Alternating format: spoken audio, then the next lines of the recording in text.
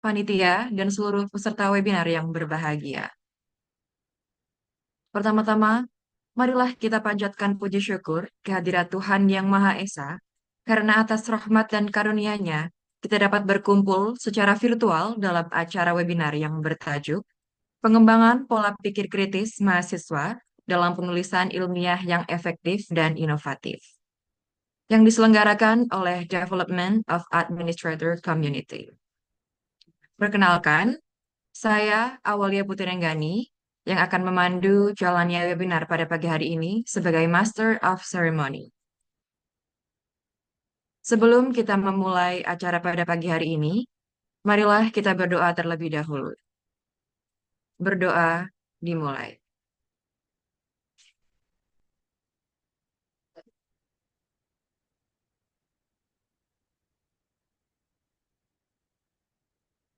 Berdoa tak pernah usai. Adapun untuk susunan acara kita pada hari ini adalah sebagai berikut. Yang pertama, pembukaan dan doa, lalu disusul dengan menyanyikan lagu Indonesia Raya dan Mars Unesa. Berikutnya ada sambutan-sambutan, lalu berikutnya ada sesi pemaparan materi oleh narasumber, lalu ada sesi tanya jawab, berikutnya ada pemberian e-sertifikat kepada pemateri, icebreaking, dokumentasi, dan yang terakhir adalah penutup. Selanjutnya yakni menyanyikan lagu Indonesia Raya dan Mars Unesa. Kepada peserta webinar, kami persilahkan.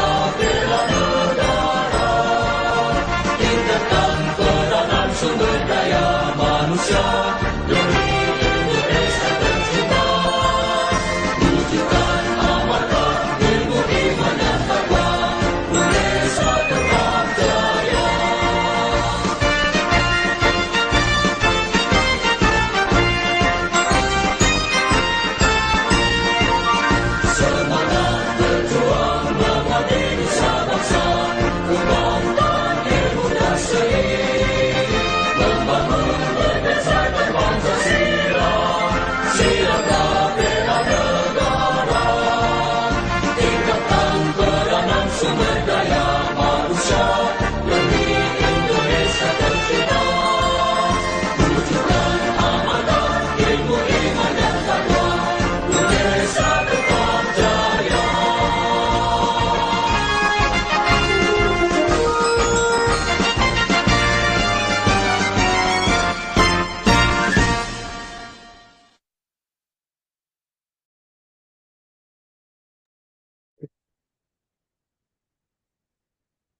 Selanjutnya, marilah kita memasuki sesi sambutan.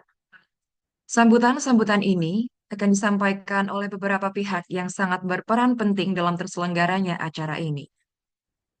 Sambutan yang pertama akan disampaikan oleh Ketua Pelaksana. Kepada Vela Elvani Meisha Karis, kami persilahkan.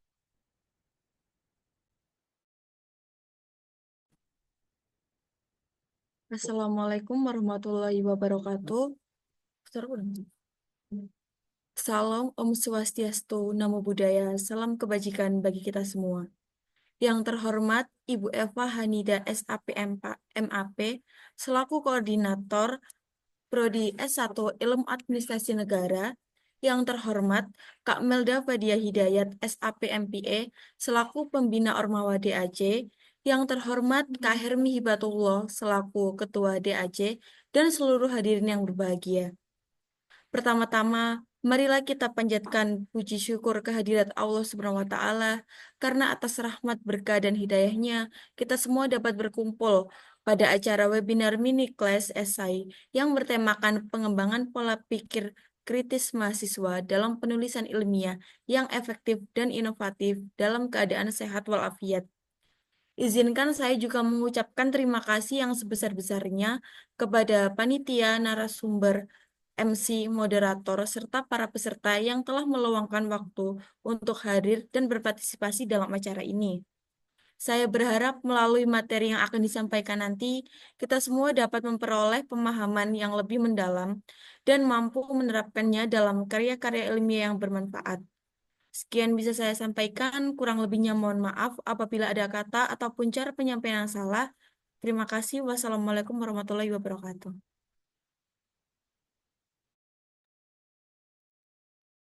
Terima kasih kami ucapkan kepada Saudari Vela Elvani Meisha Karis atas sambutan yang telah diberikan. Selanjutnya, sambutan yang kedua akan disampaikan oleh Ketua Umum DAC yang menaungi acara ini. Kepada Saudara Muhammad Hermi Hibatullah, kami persilahkan. Baik, terima kasih sebelumnya. Apakah suara saya sudah terdengar dengan jelas?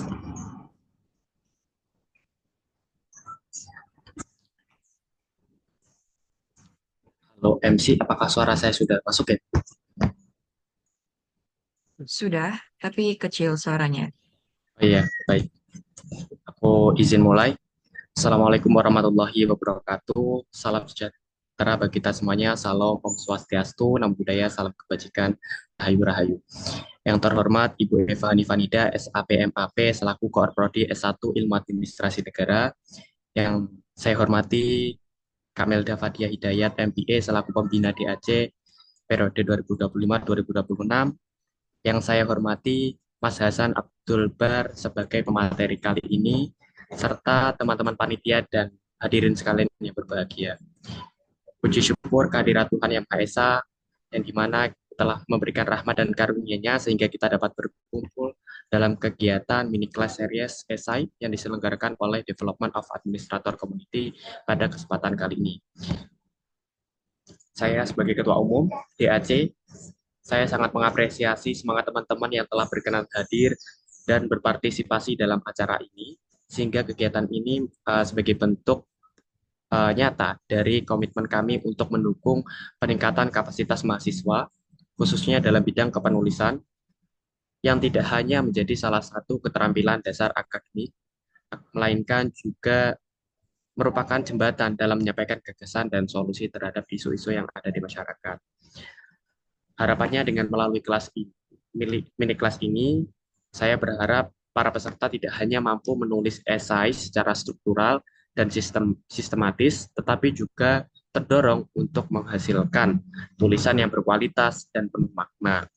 Sehingga kami ingin menumbuhkan semangat bahwa setiap ide itu berharga dan setiap mahasiswa memiliki potensi untuk menciptakan yang berdampak bagi lingkungan sekitar. Mungkin cukup sekian akhir kata. Semoga acara ini bisa menjadikan langkah awal kita semuanya dalam menapaki dunia kepenulisan yang lebih luas dan produktif sehingga memberikan dampak positif bagi lingkungan sekitarnya. Sekian, terima kasih saya ucapkan. Terima kasih atas perhatiannya juga. Wassalamualaikum warahmatullahi wabarakatuh. Saya kembalikan ke MC. Terima kasih kami ucapkan kepada Saudara Muhammad Hermi Hibatullah atas sambutannya. Dan sambutan yang terakhir akan disampaikan oleh pembina DAC kepada Kak Melda Fadia Hidayat, MPA. Kami persilahkan. Baik, terima kasih awalnya. Eh, Suara kakak terdengar dengan jelas? Terdengar, Kak. Oke, baik. Saya akan mulai ya. Assalamualaikum warahmatullahi wabarakatuh. Selamat pagi teman-teman. Om Swastiastu, Namo Buddhaya, dan salam kebajikan.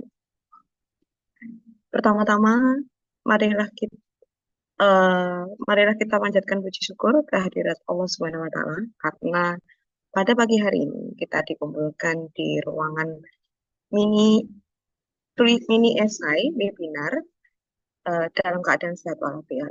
Kedua, salawat serta salam tetap terlimpahkan kepada Muhammad Nabi Muhammad Shallallahu Alaihi Wasallam, Nabi kita, karena beliau sudah memberikan jalan dari gelap gulita menjadi terang benderang hingga saat ini. Oke, baik. Saya akan mulai saja. Intinya, forum ini digunakan untuk teman-teman. Fasilitas teman-teman, DAC sudah menyiapkan fasilitas yang sangat bagus untuk teman-teman menulis. Teman-teman mungkin sudah tahu bahwa pembinanya itu adalah freak dalam menulis. Pembinanya ingin mengajak teman-teman bahwa dunia itu luas dengan menulis. Dan kalau menulis tidak asal copy paste, tidak asal plagiarisme dan lain sebagainya, tidak. Tapi ada hal-hal tertentu yang perlu teman-teman ketahui. Maka DAC ini adalah salah satu sarananya untuk teman-teman paham bagaimana menulis. Saya harap teman-teman bisa menjadi orang yang lebih hebat, orang yang lebih berpikir kritis. Jadi kalau saya bisa bilang ya, saya adalah orang yang tidak terlalu suka banyak omong, tapi ternyata tulisannya tidak bagus ataupun tindakannya tidak bagus. Tapi saya lebih suka semuanya bagus. Meskipun itu perlu latihan. Maka di sini saya percaya teman-teman yang hadir di sini mau belajar, belajarlah dengan giat. Weekend saya rasa ketika teman-teman berkorban untuk belajar, nanti ke depan kalian akan berhasil. Itu saja dari kakak. Terima kasih atas waktu yang sudah dikorbankan. Artinya teman-teman mau maju ke depan. Mohon maaf apabila ada salah kata. Eh, dengan ini forum webinar esai saya buka. Oke, itu saja dari kakak. Kok saya kembalikan lagi kepada moderator. Silakan moderator. Baik, terima kasih kami ucapkan kepada pembina DAC, Kak Melda Fadia Hidayat, MPA, atas sambutannya. Semoga pesan-pesan yang telah disampaikan tadi menjadi pembuka semangat bagi kita semua untuk mengikuti seluruh rangkaian acara pada hari ini. Kini, kita tiba di sesi inti webinar, yaitu pemaparan materi oleh narasumber. Untuk memandu jalannya diskusi, saya serahkan kepada moderator kita hari ini, yaitu Aisyah Lailatul. Kepada saudari Aisyah Lailatul, waktu dan tempat kami persilahkan. Baik, terima kasih kepada MC. Selamat pagi semuanya. Oke, perkenalkan saya Aisyah Laila Tulisna ini yang akan memoderatori sesi pemaparan dan diskusi dalam webinar kita hari ini. Mungkin sebelum kita memasuki ke materi, aku mau sapa dulu para peserta webinar.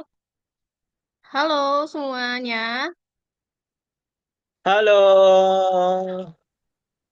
Halo Oke, Kak. Halo. Gimana udah siap belum mau dengerin pemateri dari Kak Hasan Abdul Bar ini? Siap. Siap. Siap. Oke, penting.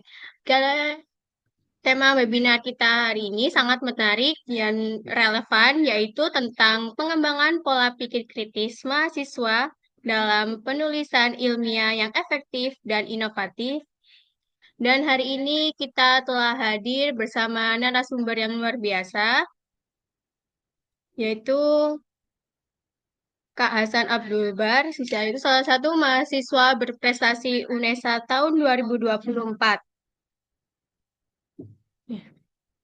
Untuk Kak, Kak Hasan Abdul Bar udah gabung ke Zoom. Halo, udah. Iya. Untuk Kak Hasan Abdul Bar, kami persilakan. Untuk para peserta bisa disimak materinya ya. Oh ya, maaf sebelum ke materi, saya mau bacakan CV dulu Kak Hasan. Diizinkan?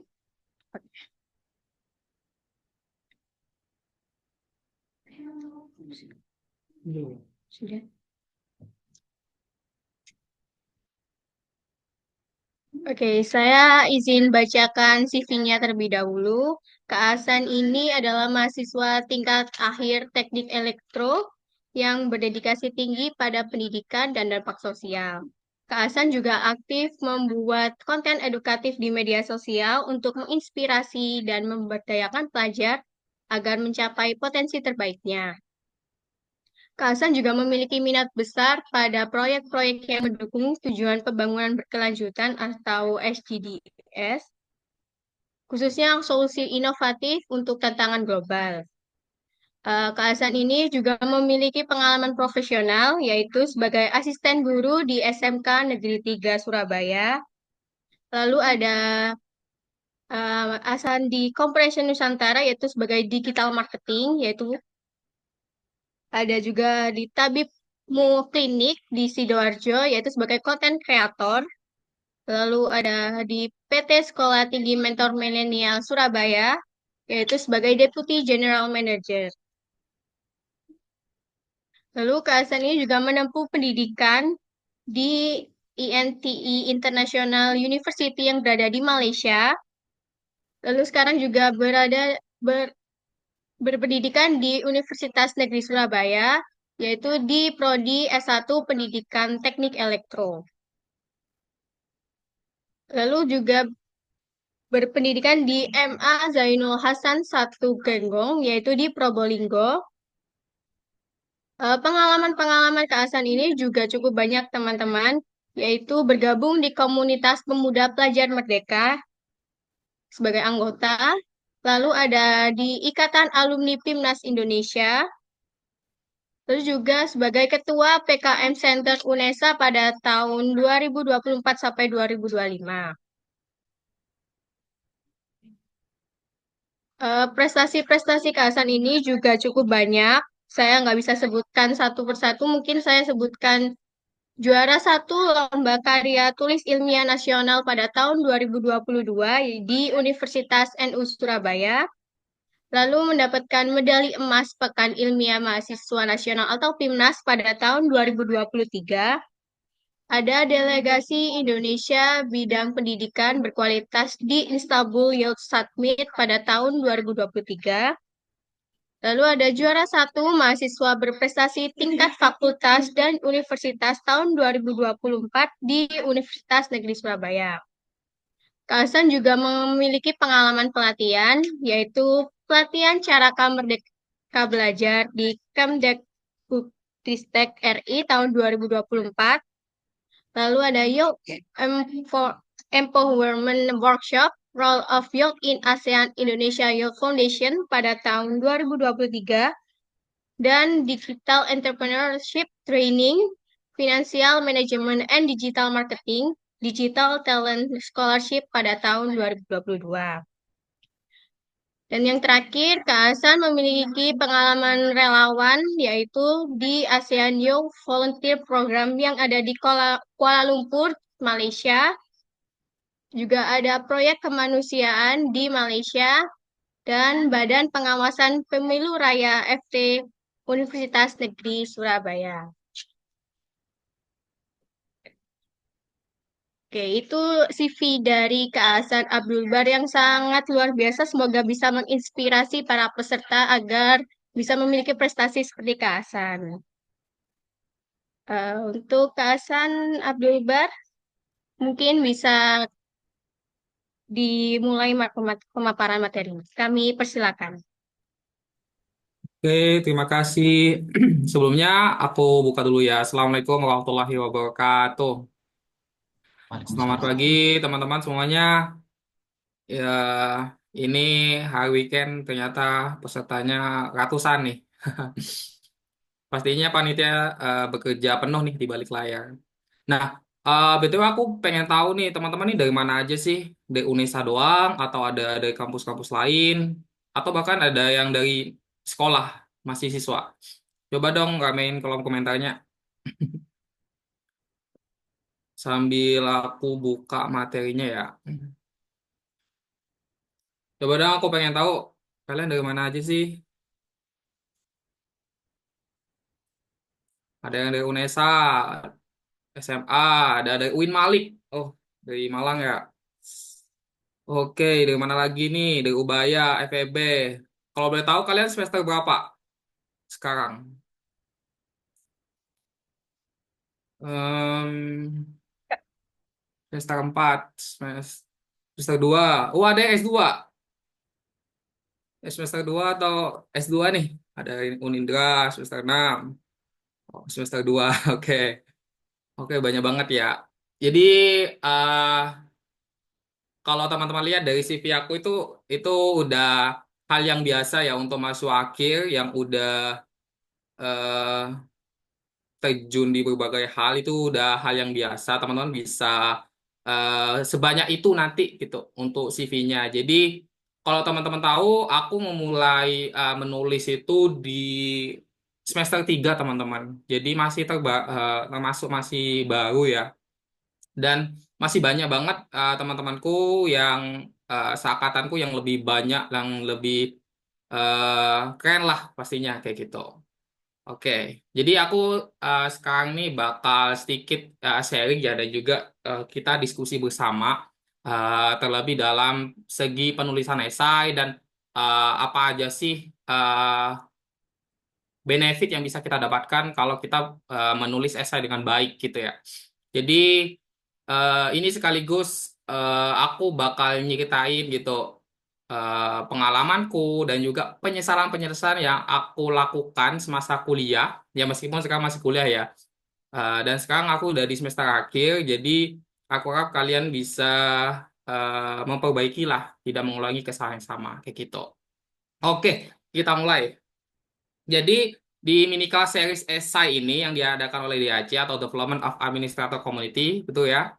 Itu berawal dari keresahan di mana kita perlu membuat sebuah esai atau memiliki skill menulis yang baik, teman-teman. Karena kalau teman-teman yang masih siswa atau masih semester awal itu pasti menyadari kan kalau skill menulis itu penting banget. Entah itu di perkuliahan, di organisasi, bahkan di lomba dan program-program lainnya itu harus banget punya skill esai ini. Jadi untuk fokus pembahasan esai di pagi hari ini itu aku bakal nyasar di eh, tujuan esai sebagai teman-teman untuk mendaftar beasiswa. Itu mostly semua penyelenggara rata-rata itu memberikan ketentuan bagi pendaftarnya untuk membuat esai, teman-teman. Lomba juga itu banyak banget di luar sana, lomba esai bertebaran dan juga program-program prestisius. Nah, ini aku bakal spill nanti dan bisa teman-teman daftar kalau teman-teman minat di program-program prestisius seperti conference. Kemarin aku conference juga student exchange dan volunteer itu tidak jauh dari menulis esai, teman-teman, kayak gitu. Jadi sedikit pengenalan lagi ya. Jadi ini ada beberapa hal highlight prestasi yang aku dapatkan dari menulis, teman-teman. Entah itu menulis esai, KTI, bahkan program pendanaan kayak gitu. Jadi tahun kemarin jadi mahasiswa prestasi misal. Nah, itu tidak luput dari menulis sebuah paper di mana di sana teman-teman harus memberikan sebuah ide ataupun gagasan gitu buat teman-teman. Dan ini nggak jauh beda sama esai kayak gitu. Bahkan conference di Turki itu bikin esai, terus di Malaysia juga dan lain sebagainya. Termasuk di PIMNAS di eh, Bandung itu skill menulis itu sangat dibutuhkan banget gitu teman-teman. Kayak gitu. Mungkin ada yang mau kepikiran pengen meraih PIMNAS atau jadi mahasiswa prestasi, coba ngomong di kolom chat dong, aku pengen tahu. Jadi apakah kita bisa menyamakan semangat gitu?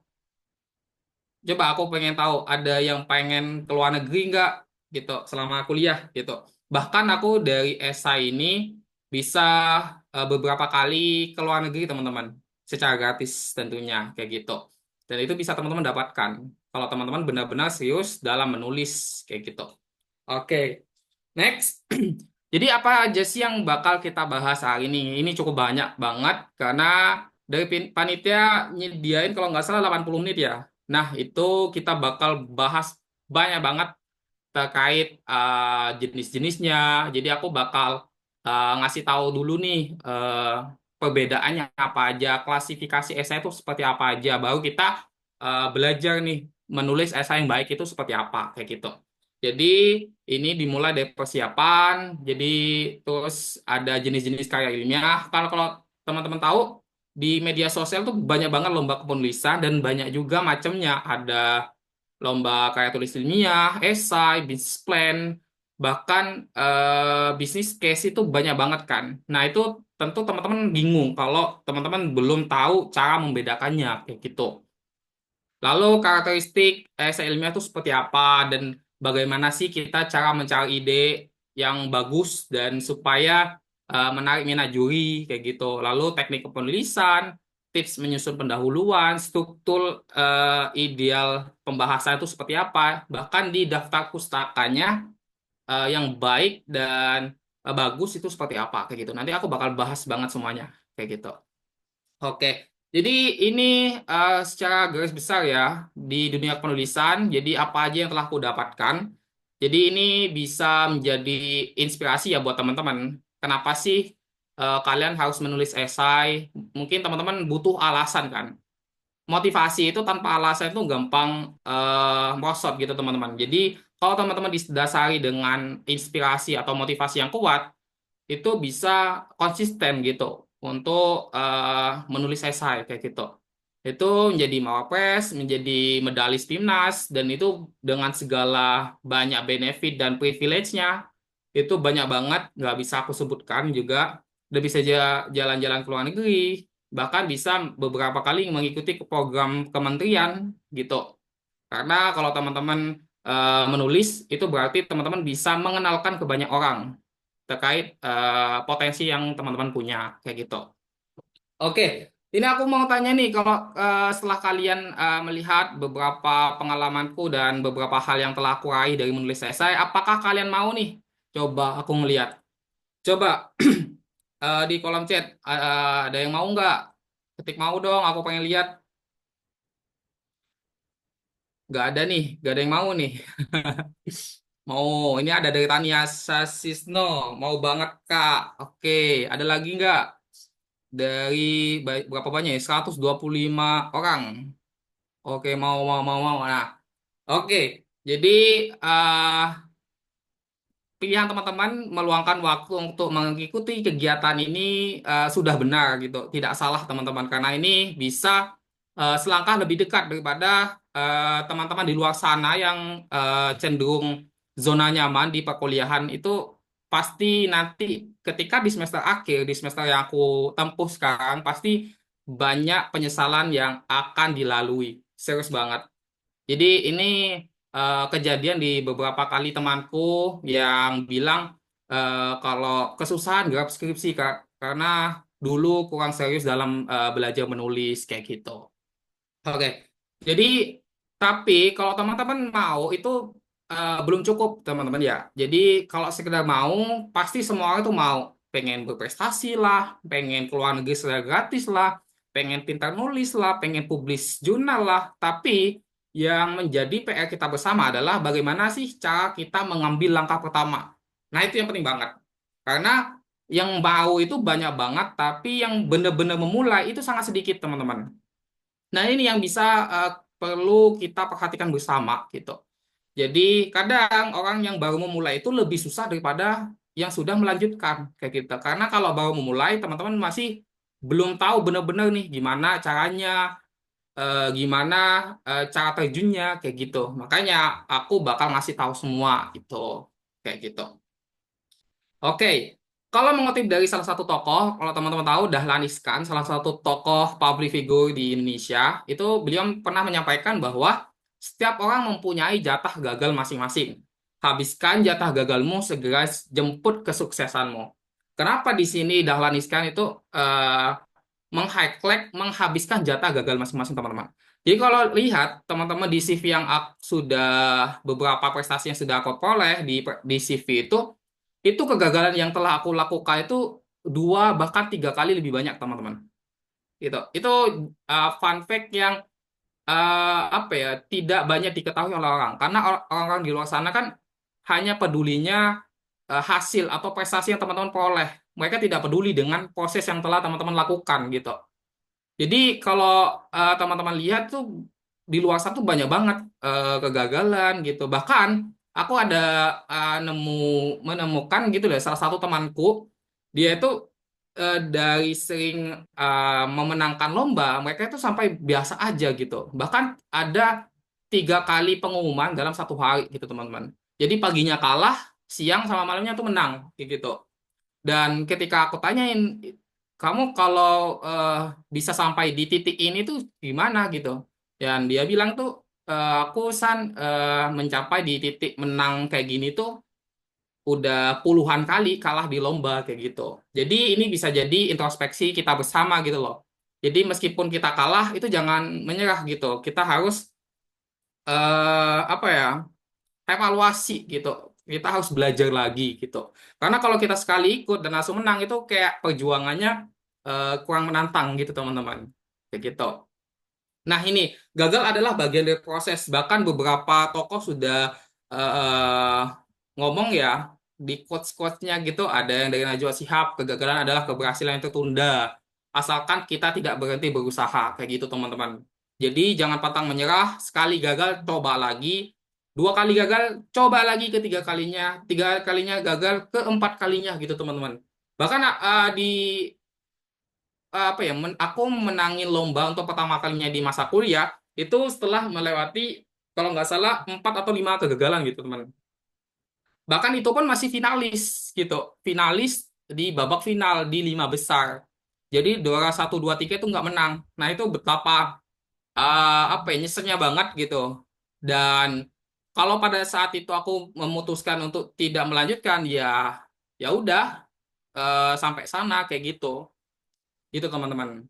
Dan ini juga, kalau teman-teman tahu, jadi mahasiswa itu sebuah privilege yang perlu teman-teman manfaatkan gitu. Kenapa? Karena di sana itu teman-teman banyak bertemu dengan mahasiswa-mahasiswa yang memiliki banyak visi, memiliki banyak karakter yang perlu teman-teman explore gitu. Ada banyak program. Nah, ini yang selalu aku highlight kalau teman-teman pernah FYP ya, konten-kontenku tentang program-program itu banyak banget program-program mahasiswa yang bisa dimanfaatkan kayak gitu, dan privilege-nya tuh banyak banget gitu. Apalagi untuk menulis itu banyak banget kayak gitu. Jadi itu aku harap teman-teman bisa memanfaatkan betul, apa terlebih kalau teman-teman masih di semester awal kayak gitu. Oke, lanjut. Kita nggak usah lama-lama. Nah, ini yang sebelum teman-teman terjun ke menulis ya, ini ada beberapa hal yang perlu dipersiapkan. Ini penting banget karena ini bisa apa ya, bergantung ke kalau teman-teman tidak memiliki hal ini itu susah untuk konsisten gitu. Ya, pertama harus totalitas, teman-teman. Totalitas itu maksudnya apa? Teman-teman harus memberikan perhatian penuh gitu, nggak usah setengah-setengah. Kalau memang teman-teman pengen terjun di dunia esai, teman-teman harus merelakan beberapa hal, entah itu mengurangi waktu bermain, mengurangi waktu nongkrong, dan lain sebagainya. Jadi itu harus teman-teman totalitas, belajarnya itu harus totalitas gitu. Yang kedua, time management yang baik gitu. Karena kalau kita tahu di perkuliahan itu kesibukan mahasiswa itu sudah banyak banget. Entah itu organisasi, perkuliahan, tugas. Apalagi aku dari teknik itu praktikum itu sudah tiap hari gitu kan. Jadi teman-teman harus benar-benar nih mengatur time management yang baik kayak gitu. Bahkan aku di semester 5 itu eh, banyak banget kesibukan, bahkan aku ngambil 24 SKS, penelitian non APBN dari UNESA, PMW, program wirausaha, sama PKM Timnas gitu teman-teman. Bahkan organisasi di BEM juga gitu. Jadi wah itu kayak chaos banget. Jadi time management itu sangat dibutuhkan di situ gitu. Lalu yang ketiga, lingkungannya sportif. Ini contohnya apa? Teman-teman bisa terjun di organisasi atau UKM-UKM yang mensupport minat yang teman-teman punya. Kalau teman-teman minat di kepenulisan, berarti kalau di sekolah ikut KIR, kayak ilmiah remaja. Kalau di tingkat mahasiswa itu bisa ikut di Ormawa yang bergerak di bidang kepenulisan atau di UKM kepenulisan. Nah, kenapa? Karena teman-teman, kalau teman-teman belum tahu, jadi di perlombaan menulis itu banyak banget itu yang ketentuannya itu bertim, berkelompok. Jadi itu lebih mudah dalam mencari anggota, kayak gitu. Lalu yang keempat, membiasakan melihat lebih luas. Ini maksudnya apa? Jadi kita kalau menulis dengan baik, itu kita harus jeli dalam melihat sesuatu gitu. Kita harus jeli dalam melihat sekitar kita gitu. Kalau sekitar kita ada masalah, kira-kira solusi alternatif apa yang cocok untuk menyelesaikan permasalahan ini. Dan ini penting banget kalau kita menulis esai kayak gitu. Jadi kita menemukan inovasi yang terlihat kecil, terlihat remeh, tapi itu bisa berdampak besar kayak gitu. Salah satu contohnya kalau teman-teman tahu di PIMNAS, salah satu ajang karya ilmiah bergengsi tingkat mahasiswa, itu banyak banget sebenarnya judul-judul atau karya-karya yang inovasi yang terlihat remeh, tapi mereka itu banyak yang menangkan medali emas gitu. Yang membedakan apa? Yang membedakan cara mereka mengkemasnya, cara mereka mengkorelasikan dengan permasalahan. Nah, itu. Lalu selanjutnya ada motivasi dan goals. Jadi teman-teman harus menentukan nih tolak ukur apa yang ingin teman-teman capai kayak gitu. Ini penting banget. Jadi teman-teman bakal tahu em, apa progres menulis kita itu sudah memenuhi apa belum kayak gitu. Dan ini yang bisa teman-teman pacu untuk semakin lebih baik kayak gitu. Lah, yang terakhir itu pengorbanan yang setelah aku sampaikan. Jadi teman-teman harus mau tidak mau harus mengorbankan sesuatu ya. Entah itu materi. Materi di sini kan mendaftar lomba kan bayar uang, lalu mengorbankan waktu karena teman-teman harus mencurahkan, menulis supaya lebih pintar gitu kan dan lain sebagainya kayak gitu. Oke, nah ini ada beberapa manfaat yang bisa teman-teman dapatkan kalau teman-teman terjun di dunia kepenulisan. Nah ini ada beberapa testimoni dari temanku itu banyak banget yang cenderung lebih mudah dalam mengerjakan tugas gitu. For your information, di dunia perkuliahan itu segala sesuatu tugas itu harus menulis teman-teman, entah itu makalah, PPT, lalu bikin apa merangkum jurnal itu menulis semua teman-teman gitu. Lalu yang kedua sertifikat dan uang pembinaan. Nah ini sudah menjadi rahasia umum ya. Jadi kalau teman-teman mengikuti kegiatan lomba itu pasti ada uang pembinaan gitu. Entah itu dari penyelenggara bahkan dari kampus juga memberikan intensif buat teman-teman yang memenangkan juara. Terlebih kalau di UNESA itu ada teman-teman. Jadi kalau nggak salah juara satu esai nasional itu UNESA bakal memberikan intensif sebesar kalau nggak salah 700 bahkan sampai 1 juta kayak gitu. Lalu yang ketiga memiliki publikasi karya. Nah kalau teman-teman benar-benar serius, teman-teman bisa memiliki karya seperti artikel ilmiah dan hak cipta dan lain sebagainya kayak gitu. Lalu yang keempat ada berpotensi konversi skripsi. Nah ini mudah teman-teman, sudah mudah di tahun ini untuk mahasiswa yang pengen bebas skripsi. Bahkan salah satu temanku itu lolos di program pendanaan seperti PPK itu sudah bisa dikonversi skripsi kayak gitu. Bahkan ada cerita lucunya, ada salah satu temanku itu menang juara satu cerpen nasional itu sudah bisa dikonversi skripsi gitu. Dan yang terakhir menambah relasi dan experience gitu. Oke. Nah, oke, kita nggak usah lama-lama, kita langsung masuk di karya ilmiah teman-teman. Nah, aku pengen tahu nih, yang kalian tahu terkait karya ilmiah itu apa aja sih? Boleh dong disebutin lomba-lomba karya ilmiah di media sosial tuh tentang apa aja? Lomba esai, terus apa lagi? Ayo, ada yang tahu nggak? Lomba-lomba LKTI, ya, lomba karya tulis ilmiah. Ada yang lain? Itu banyak banget di sana yang udah aku sebutin tadi. Selain esai dan LKTI, apalagi ayo? Apa ya? Artikel, ya bisa lomba artikel, cerpen, puisi gitu ya. Terus bisnis plan dan lain sebagainya. Oke, gitu. Nah, tentu kita harus tahu apa sih perbedaan esai ilmiah dengan karya tulis ilmiah yang lain, kayak gitu. Oke, ini perbedaannya. Nah, ini beberapa jenis karya ilmiah yang sering dilombakan gitu. Kalau lomba esai, lomba KTI itu udah banyak banget. Dan ini artikel ilmiah ini biasanya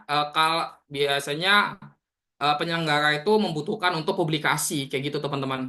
Entah itu publikasi untuk jurnal ataupun untuk conference kayak gitu. Dan juga ada bisnis plan gitu. Bisnis plan ini outputnya nanti berupa sebuah perencanaan bisnis gitu. Lalu apa aja perbedaannya?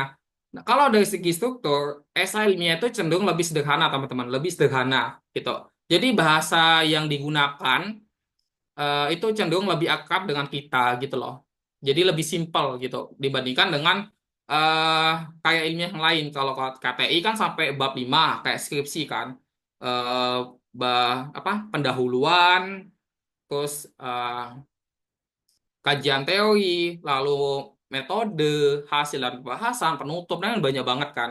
Lalu artikel ilmiah juga banyak banget ada metode dan juga hasil pembahasan kayak gitu. Bahkan di bisnis plan itu lebih kompleks lagi gitu. Ada namanya perencanaan keuangannya itu seperti apa kayak gitu. Lalu untuk secara bahasanya itu lebih fleksibel teman-teman dan mudah dipahami oleh masyarakat awam. Itu yang membedakannya. Kalau dari apa ya dari aspek idenya itu esai ilmiah itu cenderung lebih bersifat gagasan karena kan pembahasannya kan singkat ringkas jadi kalau esai ilmiah itu kisaran 5 6 sampai 10 halaman gitu jadi itu bersifat gagasan dan berpotensi untuk diterapkan dalam jangka panjang kayak gitu berbeda halnya kalau di KTI makanya judul-judul KTI itu cenderung berbeda dengan esai ilmiah kan kadang di KTI itu kan pengaruh variabel A terhadap variabel B atau pengembangan media dan lain sebagainya kayak gitu. Itu untuk judul-judul KTI gitu. Oke. Nah, untuk jenis-jenis esai sendiri itu ada beberapa macam, teman-teman. Dan ini bakal apa ya? Berpengaruh pada penulisan esai yang teman-teman tulis kayak gitu. Misal contoh esai naratif.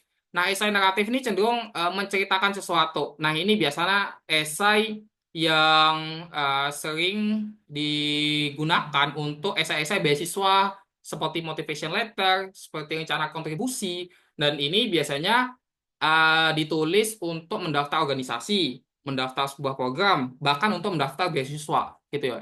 Ini untuk esai naratif. Lalu untuk esai deskriptif, nah ini biasanya digunakan untuk iklan yang ada di media sosial, iklan-iklan marketing lah, kurang lebih seperti itu. Dan juga ada esai argumentatif. Nah, kalau esai-esai argumentatif ini cenderung lebih ke pendapat atau argumen terhadap suatu fenomena. Dan ini bisa teman-teman lihat di opini, kalau teman-teman tahu di koran, nah itu gitu loh. Lalu yang terakhir ini ada esai expository. Nah, esai expository ini yang membahas terkait hal-hal yang berbau ilmiah, lalu harus ada referensi. Itu yang membedakan esai ekspositori dengan esai argumentatif. Kayak gitu, teman-teman. Nah, ini untuk klasifikasi esai, aku membedakan menjadi dua macam, teman-teman. Dari berbagai jenisnya. Jadi, aku klasifikasikan menjadi dua macam. Ada esai untuk yang diperuntukkan untuk beasiswa, teman-teman. Ada esai yang diperuntukkan pelomba. Ini formatnya tuh beda dan diperuntukannya tuh beda juga, teman-teman. Kalau esai beasiswa, teman-teman itu harus membahas tentang diri teman-teman masing-masing kayak gitu. Jadi apa potensi yang kamu punya gitu loh. Apa keunggulan yang kamu punya gitu loh dengan kandidat yang lain kayak gitu. Jadi kalau di esai beasiswa ini teman-teman harus stand out, harus menunjukkan value atau nilai yang berbeda sehingga teman-teman itu layak untuk dipilih. Itu untuk tujuan dari esai beasiswa. Tuh.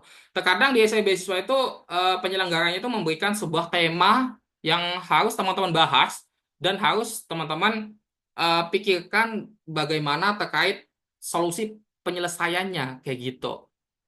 Biasanya kalau untuk rencana kontribusi itu di apa ya di beasiswa seperti Pertamina itu biasanya eh, memberikan ketentuan untuk menulis esai dan juga menulis motivation letter kayak gitu. Lalu untuk esai lomba, nah untuk esai lomba itu sebenarnya yang berbeda adalah dari objek yang bakal ditulisnya gitu. Kalau di esai beasiswa kan tentang diri teman-teman, tentang apa yang dilakukan oleh teman-teman. Sedangkan di esai beasiswa itu tidak peduli teman-teman itu siapa itu nggak peduli gitu loh. Yang penting ide atau gagasan yang teman-teman tulis kayak gitu. Jadi ada permasalahan, ada gagasan, lalu cara mengimplementasinya itu seperti apa. Itu untuk untuk esai lomba, teman-teman. Itu yang membedakannya gitu. Nah, kalau secara tujuan, nah ini kalau teman-teman tahu, ini secara spesifik ya. Kalau tujuannya esai beasiswa itu untuk meyakinkan penyelenggara supaya agar teman-teman itu dipilih gitu loh. Sedangkan kalau lomba itu untuk menyampaikan ide ataupun gagasan gitu loh. Gagasan semakin berdampak, semakin potensial untuk menang. Itu apa ya? Tipsnya untuk esai lomba gitu loh. Kalau secara fokus isinya itu beda banget. Kalau di essay beasiswa itu lebih ke personal, motivasi, pencapaian. Sedangkan kalau di lomba itu lebih ke argumentasi, solusi, bahkan di kreativitas kayak gitu. Nah, kalau untuk gaya bahasanya, essay beasiswa itu cenderung lebih apa ya, penulis sentris lah gitu. Jadi berpusat pada penulis gitu. Essay lomba argumentatif dan untuk tonalitasnya essay beasiswa itu cenderung rendah hati betul teman-teman. Jadi teman-teman harus bikin essay beasiswa itu jangan sampai terkesan sombong. Nah, itu ada aspek-aspek seperti itu kalau di essay beasiswa. Sedangkan kalau di lomba harus objektif, harus apa ya, berdasarkan fakta permasalahan kayak gitu. Jadi, ini untuk penekanan utama. Esai beasiswa itu siapa kamu, kenapa kamu layak. Nah, pokoknya seperti itulah kalau untuk esai beasiswa.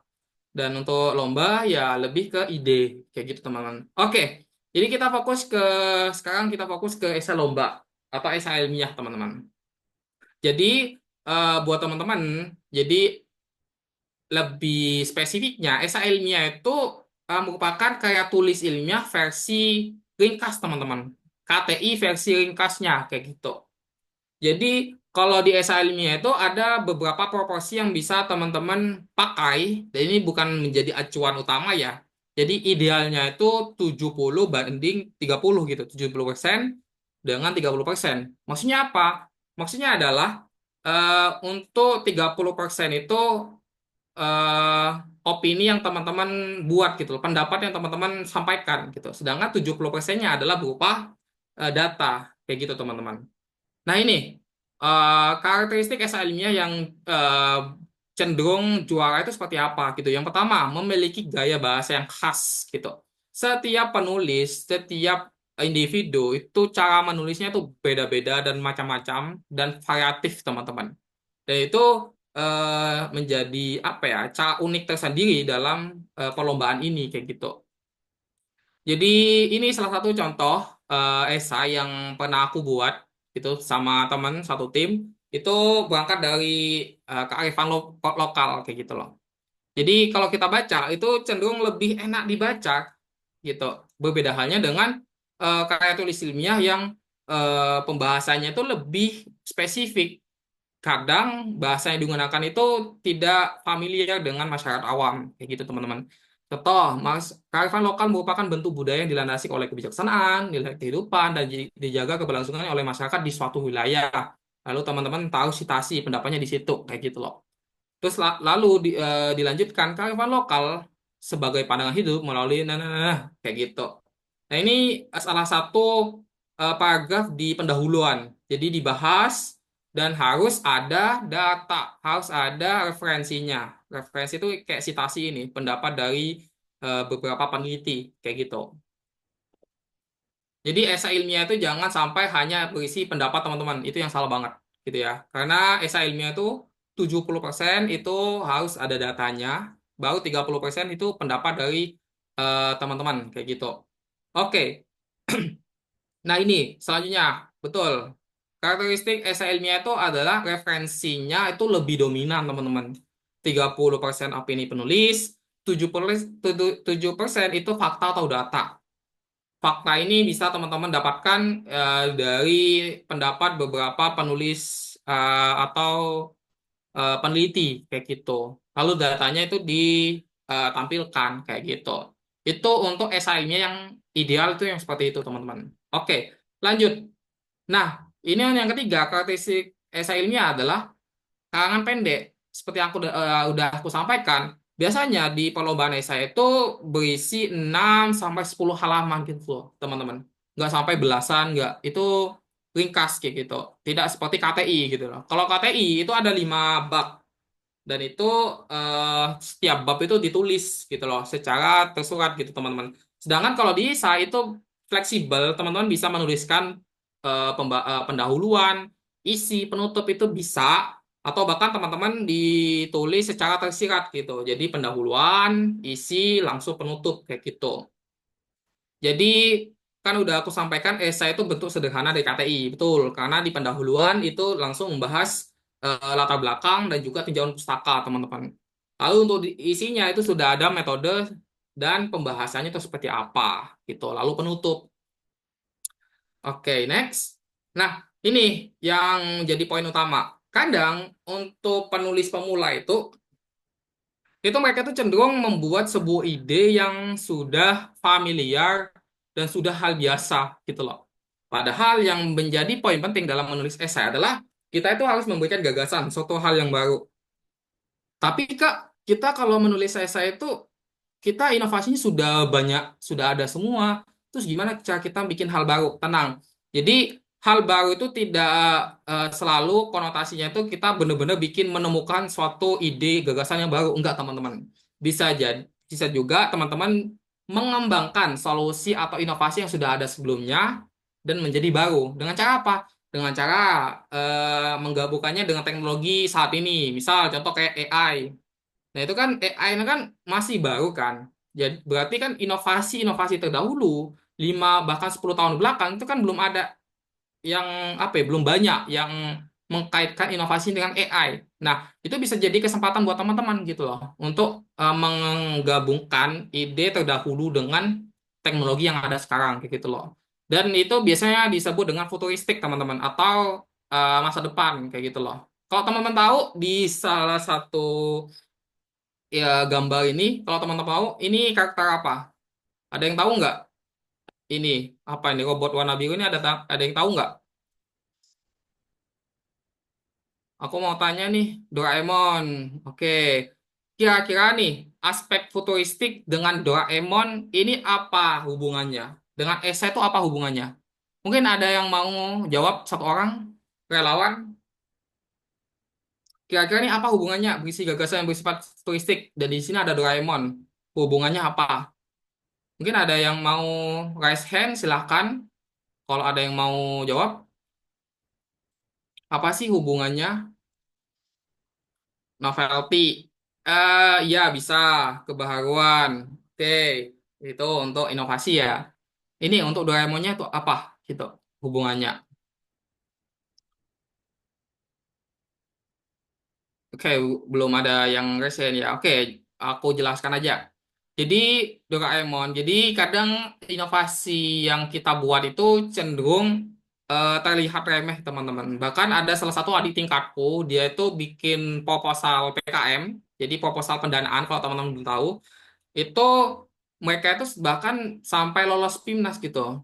Dan inspirasi ide papernya itu berangkat dari animasi Upin dan Ipin. Itu nggak apa ya, nggak disangka-sangka banget gitu. Karena ide itu bisa dari berbagai macam gitu teman-teman. Dan sifatnya itu futuristik gitu. Itu untuk aspek esai ilmiah yang bisa teman-teman terapkan di esai yang teman-teman buat nantinya kayak gitu.